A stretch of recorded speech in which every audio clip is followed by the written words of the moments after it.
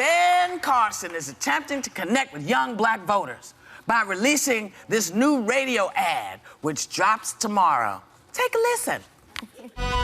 Ben Carson 2016. Vote and support Ben Carson for our next president and be awesome. America became a great nation early on, not because it was flooded with politicians, but because it was flooded with people who understood the value of personal responsibility, hard work, creativity, innovation, and that's what will get us on the right track now.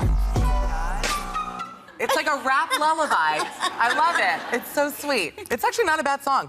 Yeah, sure. I admire the creativity. It's a new take. I mean, I think it's taking young voters a little one-dimensional, maybe. Who was your producer? Maybe. I just want to know who the producer is. That's on SoundCloud, I think. Well, that's probably a good thing. Let's hope that stays But you know, on SoundCloud. he also stood by previous comments that he made about who actually built the pyramids of Egypt.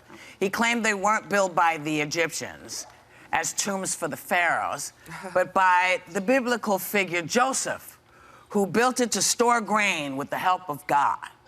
So like a silo? Yeah. I'm from Iowa, I know. Yeah, I mean, yeah. So, Ben, textbooks?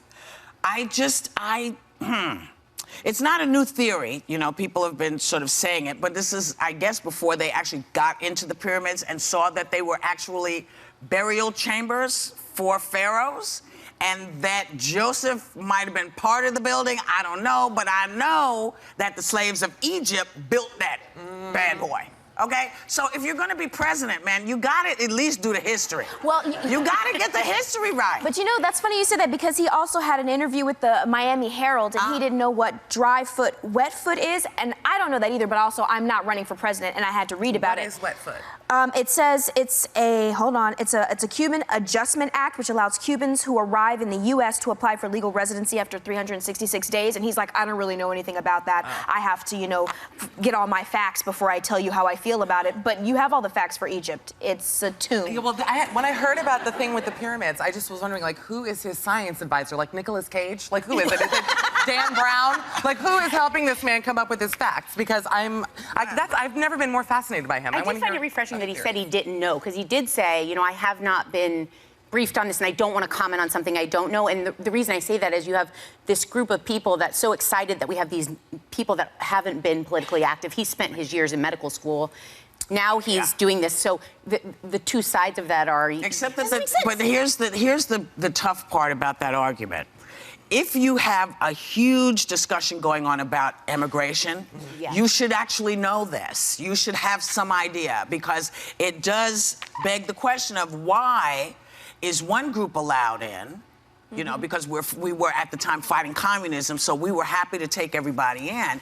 And other groups, like the Haitians, they don't care how they get here. They send them back no matter what. So, or they detain them. So where's your empathy with folks trying to get to America for their dreams? So he has to be a little faster on the ball, I think. Especially because immigration has been such a huge issue among these candidates. He should know about every kind. You're running for president. Well, you should know about almost everything. He should at least... If we have to. If we have to know, you should know. You should know. But let me ask you a question. Like, we're talking about this, he's still #1 in the polls. It doesn't seem to be hurting his eventually will. run. Eventually, listen, people want somebody who's not going to be shown up by the smallest country in the world, saying, what do you mean you don't know what we do? They don't want to see that. And the minute you say, listen, I haven't really studied up on this, and it's one of the biggest issues that is facing the country. It's a little tricky for him. Well, you know, he'll get up, and everybody goes up, they go down, they go up, they go down. You know, what are you gonna do? This is the nature of politics, but it ain't over till somebody sings.